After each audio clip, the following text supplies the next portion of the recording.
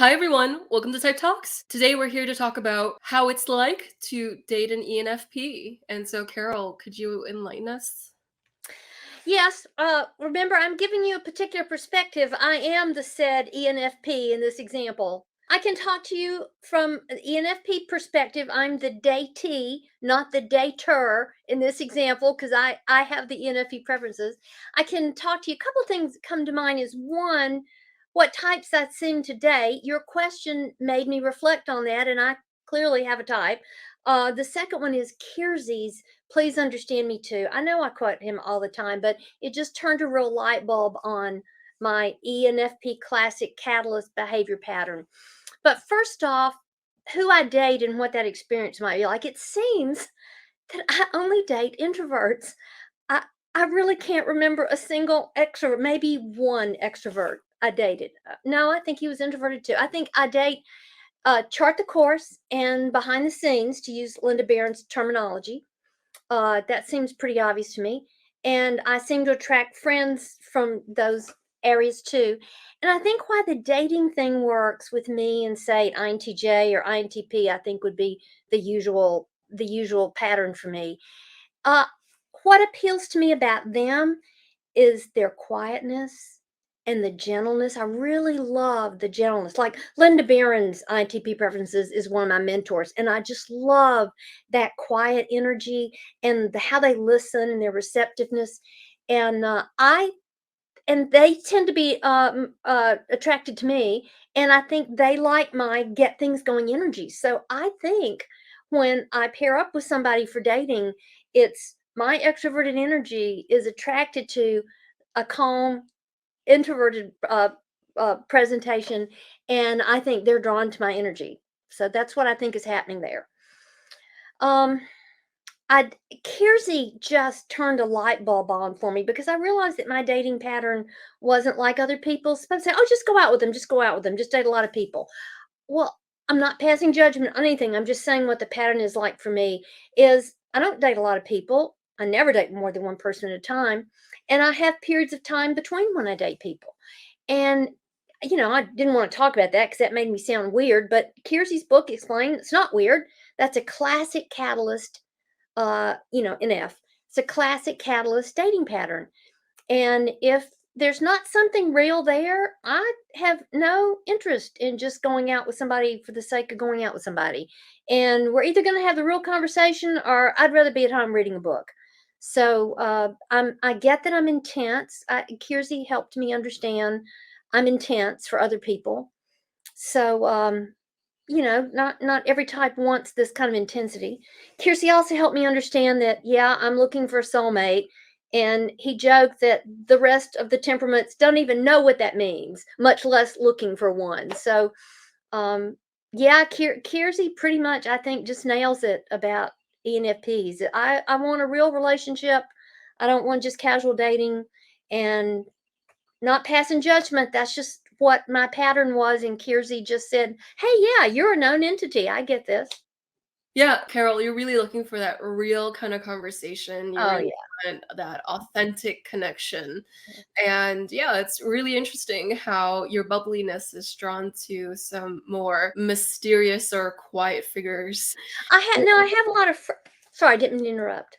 Oh, no, no, no, you can continue though. I have a lot of friends who are extroverts. I have both extrovert and introverted friends, although actually, I can think of three women I've been friends with for between 30 and 49 years. The three of them I'm thinking about. And all three of them, two INFJs and one ISFJ. So clearly there is something even long term about me and friendship about that. But I do have had ENFP friends. I've had an ENFP boss. Um, and I've had ENFP colleagues at work. And the expression where I'm from is we got on like a house of fire, which is a good thing. Okay. I had worked at a software company and I managed the documentation for a certain software product. And my colleague, who was a male, ENFP preferences, managed the tech support group.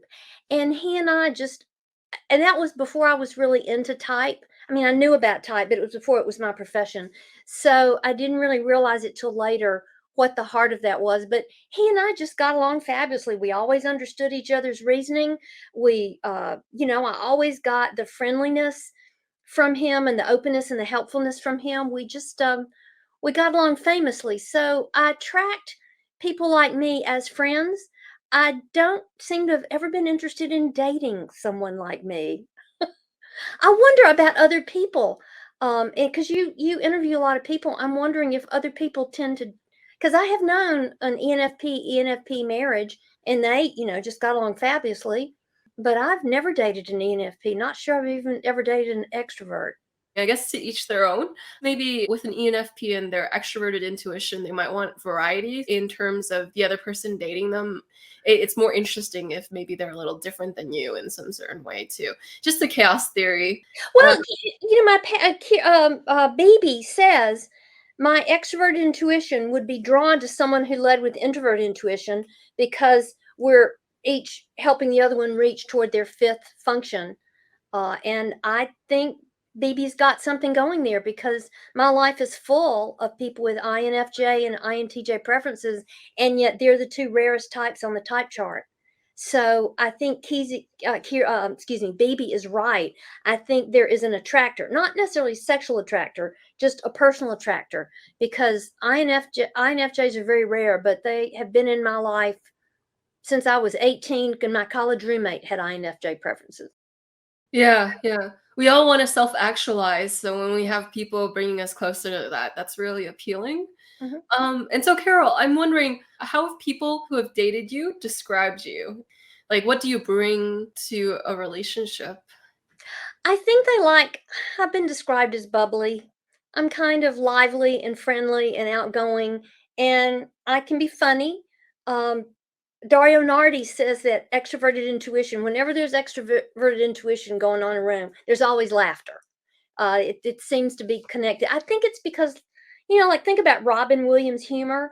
He's connecting these strange things, and that's what's funny about it.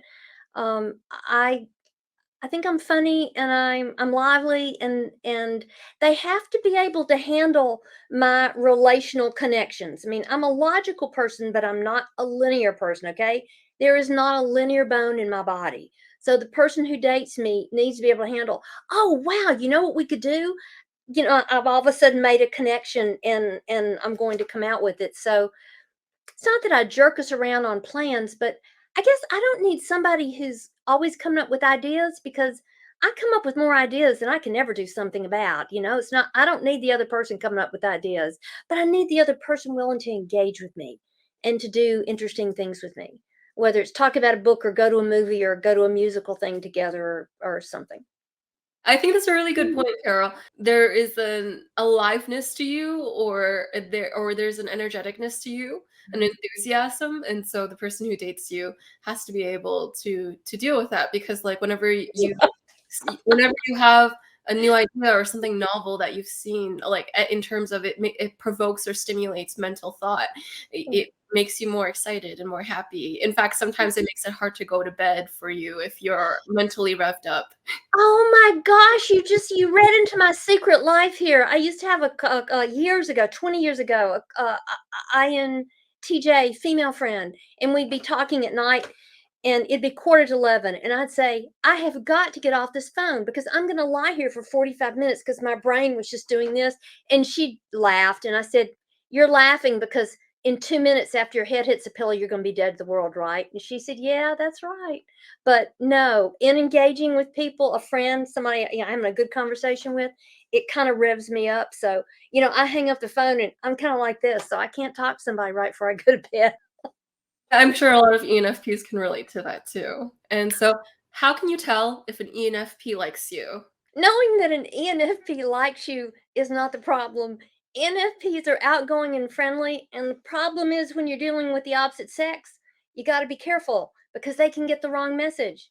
Because I'm friendly and I'm outgoing, but sometimes I'm just being friendly. I'm not telling you I want to go out with you. I'm just being friendly. Now, it's not a problem for me with women, it can be a problem with men. So I have to remember to rein in my friendliness and my energy and outgoingness because it can be misinterpreted by someone. So if an ENFP doesn't like you, and that's kind of rare, I don't like someone. The thing that would make me back off from someone is if they came across as kind of harsh, or if they said something that put somebody down, or something that seemed to me to be harsh to other people. That would make me back off. But otherwise, I tend to be kind of like my grandfather. It was said about my grandfather, who had ESFP preferences, that he wouldn't know a stranger if one came up to him and bit him on the leg, because he'd never met a stranger before in his life. And I don't really know what strangers are either. I would go to conferences, and I'd go off to the vendor room, and I'd come back to the group. I was going to say, "Hey guys, I was off so and so, and somehow we got to talking, and I learned blah blah." And it would be something that we might be interested in doing at the conference. And for 20 years, I said this, and it took 20 years to realize I'm how that we got started talking. I just thought conversations seemed to happen. Well, evidently I was starting them. And that's the get things going thing I've got going on. So ENFPs tend to be friendly by nature. If we get quiet suddenly in a group setting or something, it may be just because we're listening. We are capable of listening. But it can also be that, something happened that kind of stepped on our values, and we don't really feel comfortable here. I need to feel comfortable and like I can be my real self. But normally, I'm friendly, naturally friendly. So unless you do something to offend me, I'm probably going to be nice and friendly to you. Absolutely, and so ENFPs get misinterpreted as flirts often when they aren't. Yes, It's like, "Oh, it's just me being alive seems flirty to other people. Okay, well, I'm not even particularly trying to flirt with this person, but it there comes you off go. that way. Okay." Joyce, you nailed it. That is exactly the problem. We tend to be lively and engaging and friendly, and that can get, shall we say, overly interpreted.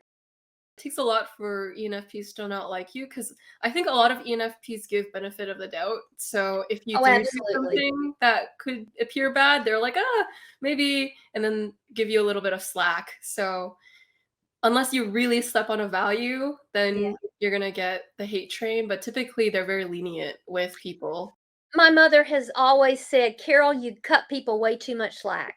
Because she'll be saying something. I said, "Well, maybe they had a bad day, or maybe blah blah blah." You're right. It's like wiring. It's now that's my default go-to, is to cut somebody some slack and not jump into judge. Now, if they do, cross a big value, I can go into judgment. But I try to stay out of judgment and give people the benefit of the doubt. Yeah, that's just kind of, I wouldn't even say it's a philosophy. It's so natural to me. I don't even think about it. I just naturally do that. Absolutely. And so, Carol, I'm wondering, when it has come to the crushes that you've had, what are some signs that you show when you like someone? I engage. I talk with them. I'm funny. I laugh at what they say. My eyes probably get a little brighter. I think that's a natural thing. Um, I think it's kind of not hard to tell that I like you. Because I'm paying attention. I'm not making an excuse to cut off the conversation. I'm staying engaged with you. Yeah, I think it's kind of not hard to tell because I'm engaging with you. Interesting. So, how do you tell it apart from the regular cheerfulness of an ENFP? Now that's a really interesting question, because I think people have a hard time telling those apart. Mm, So I have, especially when I was younger, I would dial down the friendliness at times around men because I realized somebody's going to misinterpret this. So I learned kind of young to dial it back, that my natural friendliness got misinterpreted as flirting. You just really nailed it with that little thing you said a minute ago. You nailed that. That happens. I don't know. I think there's a chemistry thing. I think people feel the chemistry thing. Um, if you just and it's there in addition to the friendliness, and but you're right, people can misinterpret just the friendliness as the chemistry thing. You're absolutely right. I don't know that there's I don't think I can give you a surefire answer for how but I think I'm staying engaged, and I'm not making an excuse to end the conversation. um I think that's how somebody would know I liked them. there is this chemistry that is there too, beyond also the friendliness too. Right. And so I appreciate, Carol, you sharing about how friendly and warm and bubbly you are, because you very much are. It is an exuberance. It's why you light up a room when you enter it and you sparkle your way into any situation.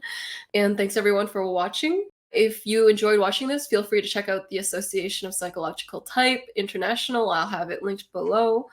Yeah. Bye, dear. I enjoyed it. All right. Take care.